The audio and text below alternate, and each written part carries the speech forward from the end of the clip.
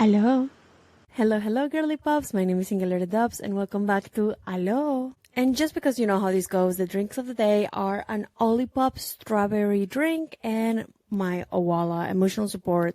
You know it's gonna be there. And besties, today we are talking about something that way too many of us have had to deal with, and it's cheaters. And listen, more importantly, the why someone cheating is not your problem. That is literally none of your business. Also, I'm pretty sure that this is my first time wearing shoes on the podcast, so slay. And look, I know that gut-wrenching feeling of what is wrong with me, feeling that comes with getting cheated on. It absolutely shakes your confidence. It makes you question everything and leaves you behind with all of these trust issues that you probably didn't have before that usually tend to lead onto future relationships. But here's the thing, honestly, none of this is your fault. It's not a reflection of you. It's not a problem with you. It's usually a reflection of whoever cheated. So today we're unpacking that. We are breaking down the why cheating has everything to do with the person that cheated and not the person that got hurt. And of course, you know how this goes. I have a little story time for you of when I found out that my husband was cheating on me, at least the first time, because I found out multiple times. But the first time, that's the one I'm going to tell you right now. So I hope you stick around for the story time, but let's get started with this. Besties, cheating is a choice. Whatever they want to make you believe, cheating is a choice. It's not like they just slipped and fell into someone else's lips or like someone else's arms. Like that does not work like that. That person had to make a decision to disrespect you, to betray your trust, to do something that they knew was going to hurt you. And I know you probably want, okay, but what was wrong with me? Why did they need to go looking for somebody else? Honestly, most of the times, dare I say, people that cheat, they're doing it because they're insecure. They're looking for external validation. Or honestly, they simply might be running from their own issues. And you know what? Some people might simply cheat because they're immature or because they're just selfish and they think that they're the main character that deserves everything, okay? Like, trust me, it's not your problem. And you're going to hear me say that a lot this episode, but I just need you to internalize that this is not your problem. You know what these people want to, and I'm not talking about men, okay?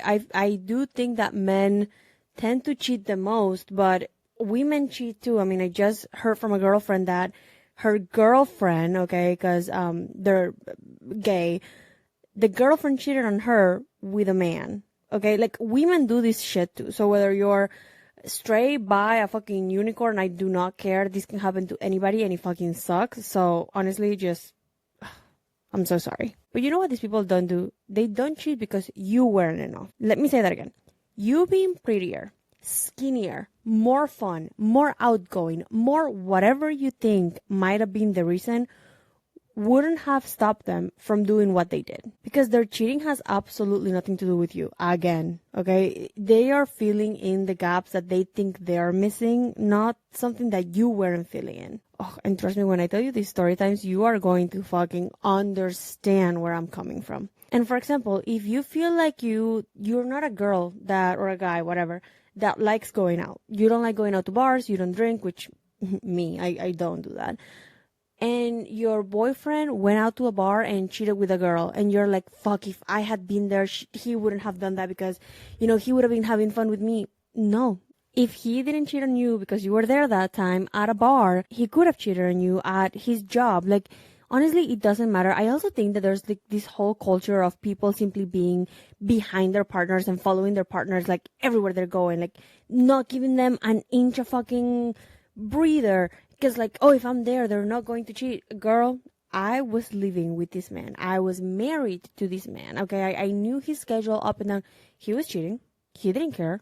Like, trust me, you being there is not going to change whatever they want to do. And also, I think some people simply cheat because of the thrill. Like, they're looking for that, oh, I'm gonna get caught. Like, they're looking for that, like, anxiety almost, adrenaline maybe, of, oh, we have to hide this. This is fun. Like, this is something new. And that's what they're looking for constantly. So, even then, if it's not that they're immature and whatever, they're simply looking for that thrill, even then, it's still not your fault. Even then, it's still not your problem, none of your business. But of course, I'm human. I understand that like knowing this and like rationalizing these situations doesn't take away the pain, doesn't take away the wonder of like, is this personal? Like, did I do something wrong? Like, could I have seen the signs? Like, were there red flags that I just missed? And also, let's be 100% real. Like, when people cheat, like, when you get cheated on, people love to ask you, well, were there signs? Like, did you see it coming? Were you guys having issues maybe?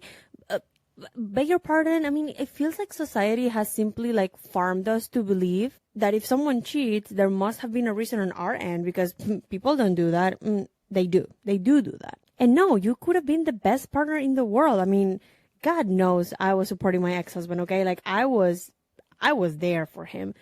And if someone is a cheater, they're going to cheat. Like there's nothing you can do to avoid it. Emotionally, physically, like, because also I think, and I'm not gonna go into too much depth into that, but I think a lot of women especially feel this whole like, oh, was I not performing sexually enough for my partner? Is that why they went looking for somebody else? No, like, this has nothing to do with any of that. It's whatever mental space that person that cheated was on. That's what it has to do with. It has nothing to do with how you were in bed. It has nothing to do with whether you were there to support them when they were younger. No, it has nothing to do with you, again. And that's why healing yourself from this type of betrayal is not about healing yourself. It's about detaching yourself from their actions and understanding that their lack of loyalty is not a reflection of your self-worth. And here's my little story time, because in case I haven't mentioned that in every single other episode, I am divorced, okay? I mean, I feel like this was my canon event. Like my marriage was my canon event, okay? Like this built me as an adult. So the first time I ever found out that my ex was cheating on me was through Instagram. Now, little backstory. Now I did have signs from before I found out, okay? I had a girlfriend that was on Bumble, like she was single, whatever. And she was like, she one time sent me a screenshot and she was like, hey girl, isn't this like your fiance? And I'm like, fuck yeah, that's him. And I brought it up with him because I was like, dude, what in the world? I mean, I couldn't even accept that it was a possibility that he was on Bumble or Tinder or whatever.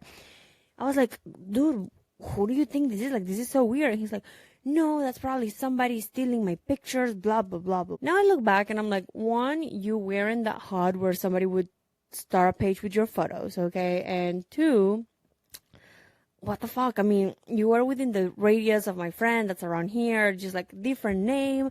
Oh, because the whole profile was under a different name. Like, that's why I was like, oh, his profile. Anyway, so like there were signs, okay? I was just simply, I was wearing rose-colored glasses, okay? Like it was not my problem.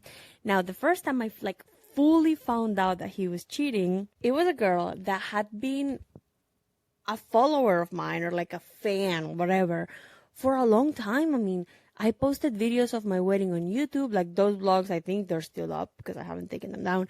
And she was commenting on my YouTube videos like, oh my gosh, you guys are so cute. Congrats on the wedding, blah, blah, blah. I had interactions with this girl through social media, you know, like she would comment on my stuff and she would tell me like, oh my gosh, what a cute outfit, whatever.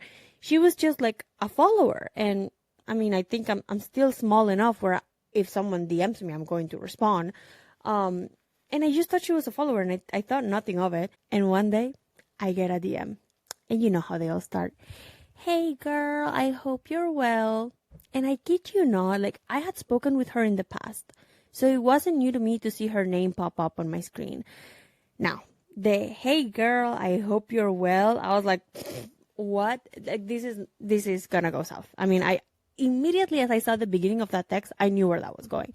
She sent me a long ass text, basically telling me how they had hung out in the past and that she's ready to drop it, but she felt like I needed to know because she wasn't a good guy, whatever else. She told me their whole story.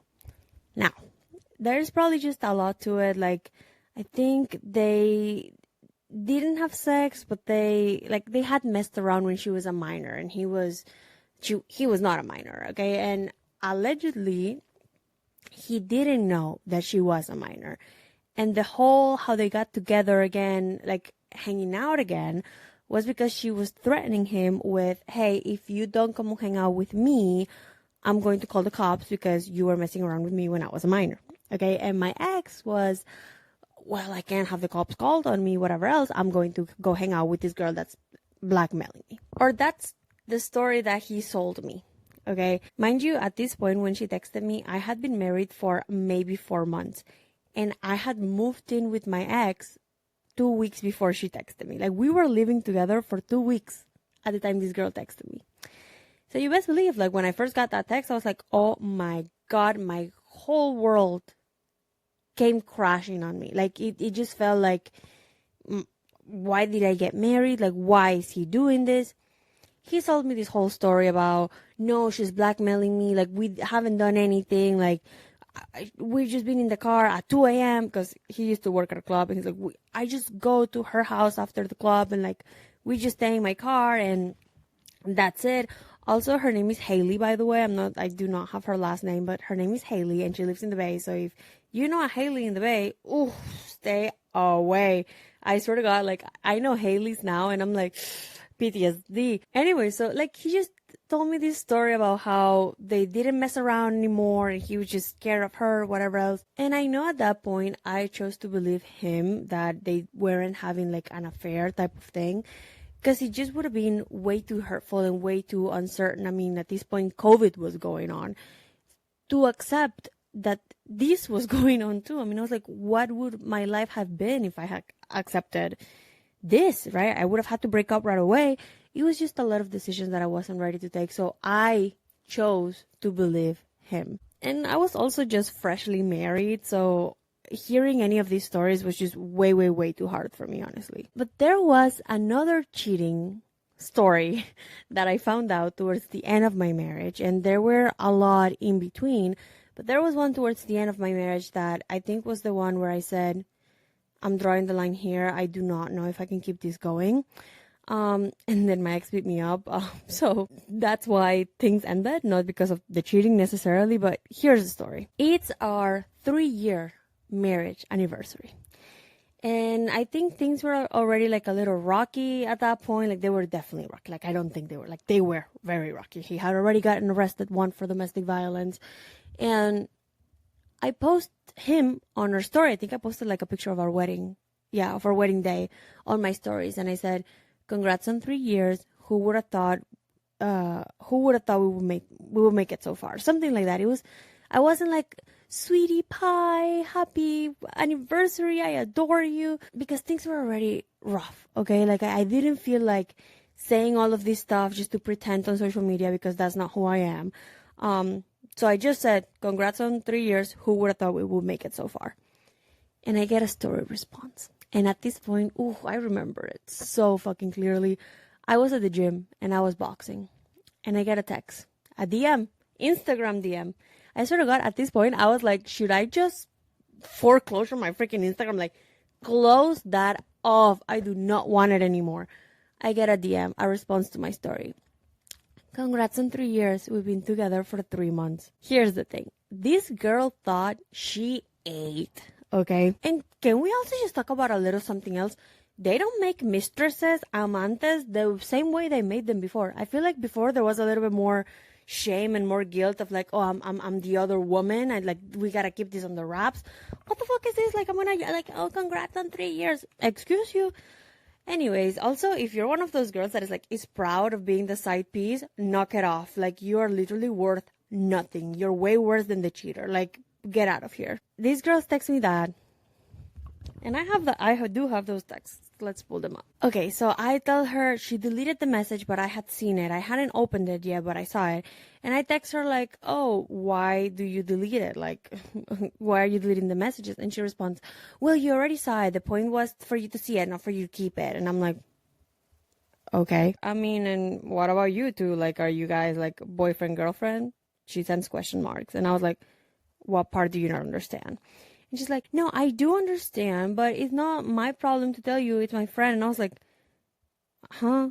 What friend? Well, I can't tell you anything else. I told my friend that I wouldn't tell you anything more. And I was like, what the fuck is going on? Because like at this point, this girl had been texting me. So I was like, what friend are we talking about? I thought it was you. Like you had been together for 3 months. So I said, honestly, I don't really care. I mean, 5 months you said you've been together. Tell your friend that she's neither the only one nor the more important one. And I sent her screen recordings, photos, screenshots of all of the girls my ex was messing up with, okay? Because this chick thought that she was going to bring me down by giving me all of this information, like, oh, we've been together for 3 months. Ma'am, by the time you're going, I've already gone and come back, okay? I am 100 steps ahead of you. I know. You're not surprising me.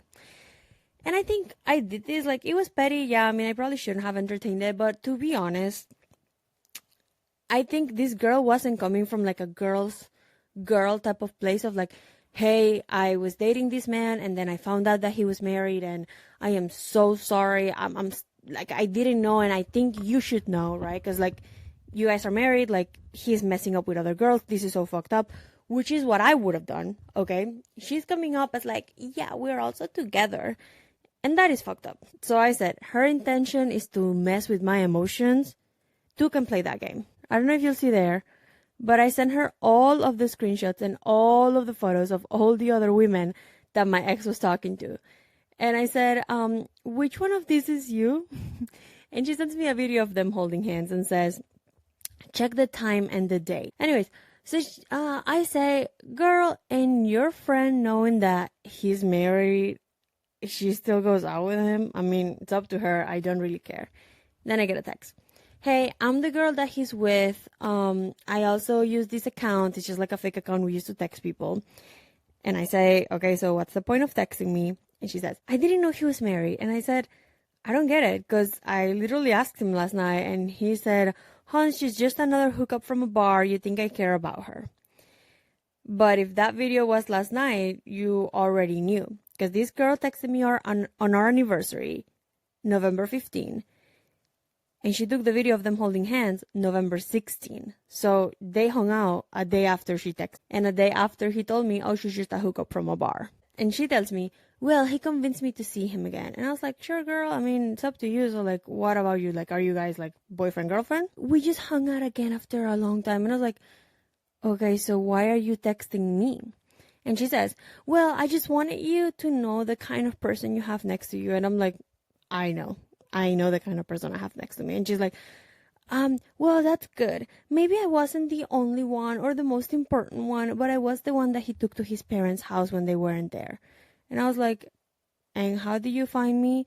Because at this point, I'm like, is she really bragging about him taking her to an empty house because he didn't want to pay to take you to a hotel? She literally said, I was the one that he took to his parents' house when they weren't there. Okay. And I knew his parents, like, good for you, I guess. So I said, okay, how do you find me? Because I had told my ex at one point, I was like, hey, listen, I know you're messing with girls, like, that's your business. Just do not let them get to me. I do not want to deal with these girls. And she says, it doesn't matter. Take care. I'll never talk to your husband again. From today, he's out of my life. And I said, wait. Are you Peruvian? Because I knew he was messing with a Peruvian girl. Like, he was planning a trip to Peru or something like that. And I was like, is this the Peruvian girl? And she's like, no, I'm from Honduras. Can I ask you for a favor? And I was like, of course. And like, hard, right? At this point, I'm like throwing kisses and shit. I'll tell you what happened between the both of us. And he's not the only guilty one. It was also me. I knew that he was married a month after I met him. And even then, I decided not to leave him. He's not the only guilty one. Let me tell you something. If I am the other woman, and for some reason, okay, like, give me a lobotomy at that point, I am texting the wife of the man. I am not saying he's not the only guilty one. Like, I also have guilt. No. Never. I would never. And I don't know why the rest of the texts are not loading up, but at some point she was like, I just want to ask you for a favor. Take care of him. He's a person with a very messed up head, and like, he just needs a lot of love, and whatever love you weren't giving him that he had to go look for it somewhere else, I hope you can give it to him because he needs it. And I just remember seeing that and I was like, is she delusional? Like, are you living in like La La Land? Like, what do you mean? This man has been arrested for domestic violence in the past, okay? Whatever he needs, nor me or anybody can give him, aside from a therapist and like 5 5150s that he's had. What do you mean take care of him? Girl, you take care of him. You go cuddle him. And at this point, you might be wondering, well, Ingalore, if you knew he was cheating, like, why weren't you walking away? There were a lot of things to play, honestly, in this relationship. But let me tell you something. When you are with an abusive, reactive person, you fear bringing anything up because you do not know how they're going to react. And this goes from wash the dishes to let's go buy some groceries to are you cheating on me? Let's break up. So trust me, there's fear involved into all of these things to play. Please do not believe that I was like just above this and everything else. Like honestly, because she also sent me some videos of them like having sex and she got a tattoo of him, like all of these things. For maybe 4 months after our separation, I would think about this text and I would immediately start throwing up. I was disgusted by it. Like I was grossed out by it. Like now I can joke about it and now I can talk about it like freely. But when it all was going on, I mean, my world was rocked. But how are you going to reframe this narrative also? Girl or boy, the first thing that you gotta do is to separate yourself from them. Someone's lack of integrity is not your burden to carry. Their insecurities, their need for external validation, the inability to communicate or to commit, it's their baggage. Do not carry that shit for them. And honestly, after like my breakup and stuff, and I think even during my relationship, like I was already started to think about it, I was convinced that my ex liked men. Because I don't know how you can treat women so bad. I mean, in my head, I'm like, the type of men that I like are obsessed with me. Okay, I want a guy to like breathe next to me and feel like it's a privilege. Okay. And I know a lot of men that are that way. They just admire women. Like women are the most beautiful thing in the world for them. And the fact that this guy was like being so sucky towards me and every other woman. I mean, like if you heard the way he spoke about his mother, disgusting. That honestly should have been my first red flag. Disgusting. How can you treat women so poorly? Because maybe you do not like them?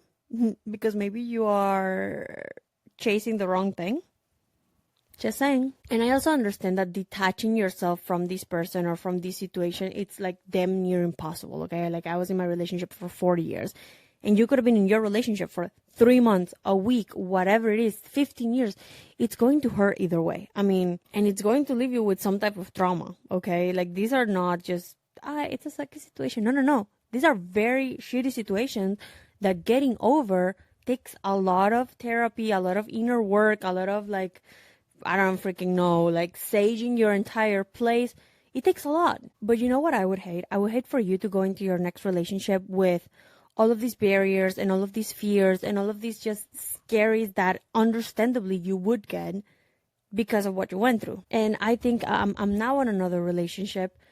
And I feel like for a while, I was kind of like always waiting for the other shoe to drop. I was like, okay, when is this going to go down? I mean, like, how long is this realistically going to last? But if you do that to your next relationships, you're letting your previous relationship and that shitty person that fucked you up, you're letting them dictate your life. You're letting them dictate at what pace you're moving forward. And why would you give such a sucky person that much power over your life, over your happiness, over your decisions? Like, what are we doing here, bestie? But how are we moving into a new relationship without being so guarded? Start focusing on your ability to rebuild your trust within yourself again. Because I know a time comes where you're like, am I broken? Like, did I not see all of these red flags that all of a sudden are so obvious? Like, what is wrong with me? Am I always going to choose the wrong man? Like, what is wrong with me? It is not a you thing. And when you start giving yourself some forgiveness and some grace of, yeah, I trust my ability to see red flags. I trust my ability to walk away from situations where I'm not comfortable in. I trust my ability to choose a good partner. When you start trusting yourself, then you can start putting trust into others, into a new relationship even. Because if you do not trust yourself, if you do not trust your choices, if you don't trust your gut, trust me, there's not going to be trusting anybody else. Not even family, not even friends. Like, you're always going to be like hyper aware of absolutely everything because you're waiting for the other shoe to drop. And you might be also wondering, honestly, like, ooh, revenge. Girl, bye. And I'm not going to sit here all holy and above and pretend like cheating doesn't hurt, or that it's easy to get over it. The trust issues are real. The self-doubt is real. But the goal is to get to a point where their betrayal doesn't hold any power over you. And to convince yourself that you're not damaged goods or that you're too broken to ever love again or to get into with somebody else, no. Now hear me out. To me, closure is a myth. I mean, in my work, and there's very specific situations, but in reality, you do not need closure. And I know we all crave that moment where that person comes crawling back to you and they admit that they messed up and they tell you how much they miss you and how much they love you. But here's the truth. You do not need that apology. You do not need closure. You do not need an explanation from them. The reality is that what's done, it's done. An apology, an explanation, it's not going to take it away. And in reality, most times we hear what we want to hear, not really what the other person is telling us, okay? And we don't necessarily read between the lines when there's a lot of emotions involved. So what do you need an apology for? It happened. The real closure, and probably the only one that you need, comes from realizing that their actions do not define you and that you win by healing. You win by moving on. You win and I'm not going to tell you like, oh, forgive and forget. No. Move on. It happened. It hurt you. You don't necessarily have to forgive it. Please do not forget it, because listen, those who forget history are like deemed to repeat it. Do not forget. Forgive, not even them, but like forgive yourself. Say like, yeah, I mean, this person sucked. Like, it's their responsibility. I'm not getting with this person ever again. But I am going to have some grace with myself as to like, this was not my fucking responsibility. And hear me out, bestie. In reality, like, let's say the ego inside of you is telling you, I can't believe they're with this person that they cheated on me with. Like, why are they together? This fucking sucks. Like, now I'm left out in the street. Girl, you best believe that if they cheated on you, they're going to cheat on that person too. Okay? It's just the pattern. It's not that easy to like, well, yeah, I'm in love now. I'm never going to do it again. No. The second they get bored, the second, they want somebody else, they're going to go find somebody else. And that's the best part. When that person realizes like, oh, they're going to do it to me too. And maybe it well deserved. I mean, if they knew that that person was with you and even then they still chose to go ahead, well done. Honestly, I am so happy that the girl that texted me like, oh, congrats on 3 months or congrats on 3 years, whatever. She has a tattoo of my ex. My ex's name is, I believe. Listen, even with laser, there's still always a mark. And what is she going to tell her kids, or what is she going to tell her family? Yeah, I met this guy who was married and I was the other woman. She sucks. But I mean, now she's marked for the rest of her life, like livestock, with the name of a guy that couldn't be any worse of a human. I mean, I generally do not think he can be any worse of a person. And she's marked with that name. That is revenge enough. And this is it for this episode, besties. I would love to hear from you. Have you been cheated on? Have you cheated in the past? And that's it for this episode, besties. But I would love to hear from you. Have you been cheated on? Have you cheated? How have you handled it? How have you gotten over it? Are you still kind of struggling with it right now? Feel free to DM me, comment on my last post, send me a voice message. Like, I would love to hear your story.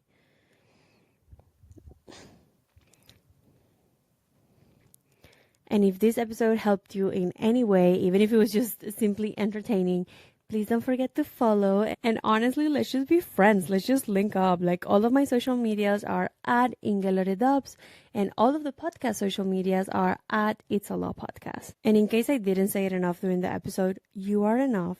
You are not hard to love. You are not too much. And you deserve so much better than someone who doesn't see your worth. Until next time. Besitos.